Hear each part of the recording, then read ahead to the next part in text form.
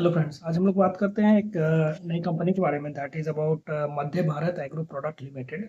ये company basically तो fertilisers बनाती है और इसके Q3 FY26 के रिजल्ट के बारे में हम लोग बात करते हैं।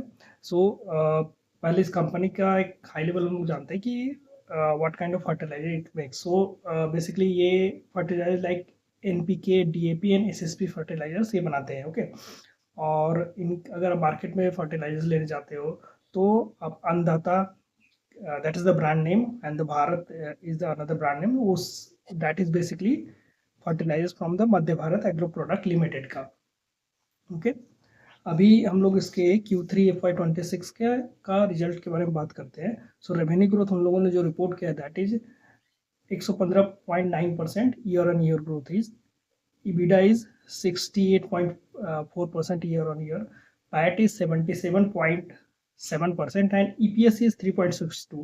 और सेम जो लास्ट Q3 FY25 था, there at that time their EPS was 2.09। Okay, so इस कॉन में उन लोगों ने बताया कि they are not able to maintain basically the manage the demand, so because of that they need to export the fertilizers from outsides, means the other vendors और जो भी है supplier से, और they need to put it in the market so that farmer can get all the sort of all kind of fertilizers जो भी उनको चाहिए, right? But what they are thinking that probably they will also start manufacturing those fertilizers। उसके लिए जो पिछले जो Q2 FY26 का जो कॉन कॉल था, उन लोगों ने दो प्रोजेक्ट्स की बात की थी, दो प्लांट्स के बारे में बात की थी। One was related to fully integrated DAP NPK plant at Dhule Maharashtra, जो कि expected date of starting is October 2026।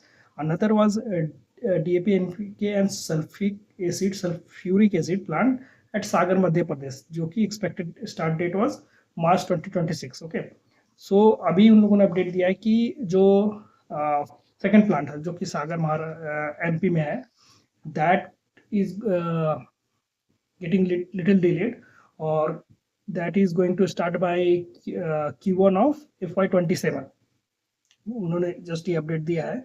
और दूसरा जो प्लांट है जो October 26 में स्टार्ट होने वाला है धुले महाराष्ट्र में, that work is in progress और उसमें कोई प्रॉब्लम नहीं है अभी। ओके, दूसरा गाइडेंस के बारे में अगर हम लोग बात करते हैं तो EBITDA गाइडेंस हम लोगों ने दिया है कि 30 to 40% EBITDA guidance they will try to maintain as far as their own manufacturing is concern. Okay, और दूसरा जो रेवेन्यू ग्रोथ गाइडेंस दिया है कि that is around 50% they will grow the revenue, and that is very sort of conservative level because their run rate is around 100% revenue growth year on year, right?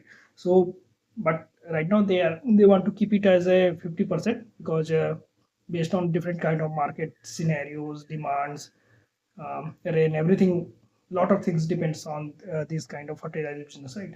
So they want to keep it at the conservative level, that is 50%. Okay, yeah, these are the updates on Madhya Bharat Agro Product Limited.